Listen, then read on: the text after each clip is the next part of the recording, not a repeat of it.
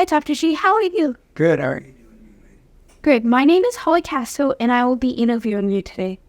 Now, we've all seen, we understand that you're a great leader when organizing our athletic programs. We've even heard about the tremendous victories the basketball team has achieved. How do you go about managing all of the sports teams? It's a lot of them.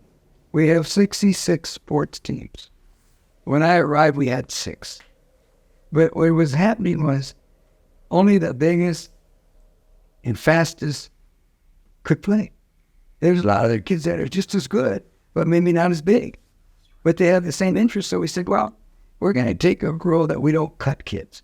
We don't say, oh, we're going to keep 13 basketball players and everybody else is cut. We just add more coaches and more programs. Well, it's really gotten big. And example would be the weekend, I call them Little League, but it's elementary basketball. 600 parents came out. You were there taking a picture. 600 parents in one day and all those kids. And so the way you do it is you get live good coaches. We got live good coaches. When our teachers asked them, what else can you do? They said, what do you mean? They said, well, you can teach, we know that, but what else can you do? They said, well, when I do this, I like to dance. That's how we got Miss Lupo. I can dance. I know the mariachi. Well, come on, we need that. I was looking for 5 years, trying to find a dance teacher and a mariachi teacher and a ballet for protocol. Now we got her. So we just get a lot of people because it takes a lot of people to do it right. Yeah. We've witnessed the success of the school events hosted here at Da Vinci, like basketball or, anything from the senior sunrise to the rocket riyadh recently. How do you go about planning and managing these events? You got to have a lot of people that want to help the kids. Because can you imagine, you're asking people that are, a lot of years old, and you're saying, we want you to stay up all night with 225 kids. Not a lot of people want to do that. But we have 30 people that volunteer to do it. And we didn't have any trouble. You saw that. And we did a lot of stuff all that night. So you got to, first of all, you got to hire properly. You got to hire people that want to do extra for kids.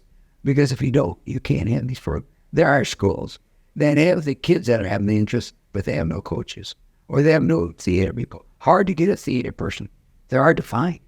And so you got to hire properly to be able to manage the program and offer the program so you'll have. Yeah, I'm glad that, this has led to an outstanding fine arts program with the many performances they've done this year. But how do you manage the logistics of these school performances? They're just like the sports. There's a lot of them, and you want them to be good. This year, well, you all know Mr. Hamilton. He's been an integral part of the fine arts. He's been here for a lot of years, and it was mostly music. But really, if you saw with the lot, he had a lot to do with that. And then we found out that we had this lady coming in named Miss Lugo. And we realized she's very good. So we made her director of fine arts. We made Hamilton a coordinator of fine arts. We didn't have anybody in charge before. It was just like, good luck. Hope somebody will do it. What if somebody doesn't? So now we got a plan, and people know what they want to do. And we get more kids, like the choir is huge. And the guitar was really impressive, how many kids they had. So it's pretty impressive. So we need to have people, and we hire that way.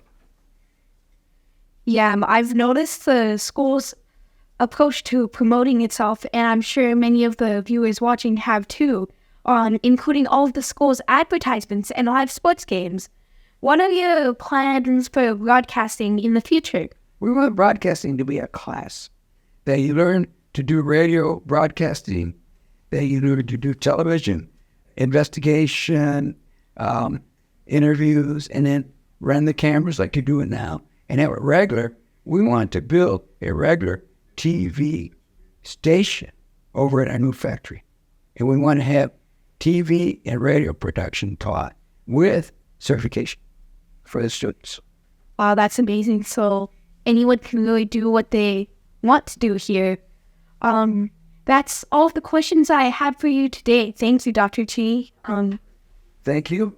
You guys do a good job. This is really great for the students.